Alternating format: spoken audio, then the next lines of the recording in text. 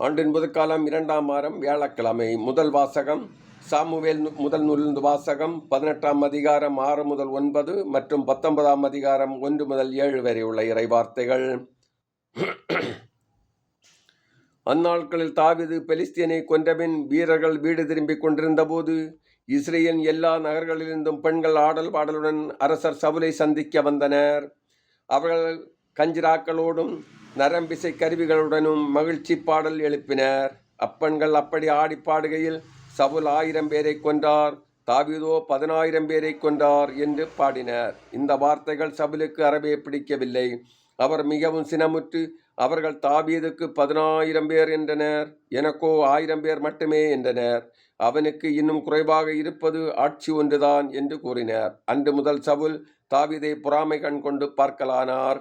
தாவீதை கொல்ல வேண்டும் என்று தம் மகன் யோனத்தானிடமும் தம் அலுவலர் எல்லாரிடமும் சவுல் தெரிவித்தார். ஆனால் சவுலின் மகன் யோனத்தான் தாவீதின் மீது மிகுதியான அன்பு கொண்டிருந்தார்.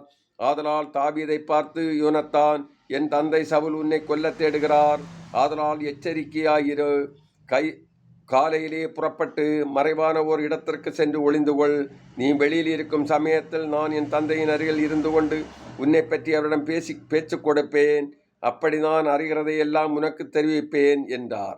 யோனத்தான் தாவீதை பற்றி தம் தந்தை சவுலுடன் நல்ல விதமாக பேசி, அரசர் தம் அடியான் தாவீதின் பொருட்டு பாவம் செய்ய வேண்டாம், ஏனெனில் அவன் உமக்கு தீங்கு ஏதும் செய்ததில்லை.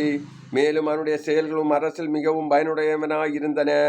அவன் தன் உயிரை ஒரு பொருட்டாய் எண்ணாது அப்பெலிஸ்தியனை கொன்றான். அதனால் ஆண்டவர் இஸ்ரேலர் எல்லோருக்கும் பெரும் வெற்றியை அளித்தார். நீர் அதை கண்டு மகிழ்ச்சியுற்றீர். அப்படி இருக்க எக்காரணமும் இல்லாமல் தாவீதை கொல்வதன் மூலம் குற்றமற்ற இரத்தத்திற்கு எதிராக நீர் ஏன் பாவம் செய்ய வேண்டும் என்று கூறினார். சவுல் யோனத்தானின் வார்த்தைகளை கேட்டார். அதனால் சவுல் வாழும் ஆண்டவர் மேலானை, அவன் கொலை செய்யப்பட மாட்டான் என்றார். பின்பு யோனத்தான் தாவீதை அழைத்து இவ்வார்த்தைகளை எல்லாம் அவருக்கு கூறினார். மேலும் யோனத்தான் தாவீதை சவுலிடம் அழைத்துச் செல்ல முன்பு போலவே தாவீது அவரை பணியில் ஈடுபட்டார். இது ஆண்டவர் வழங்கும் அருள்வாக்கு. இறைவா உமக்கு நன்றி.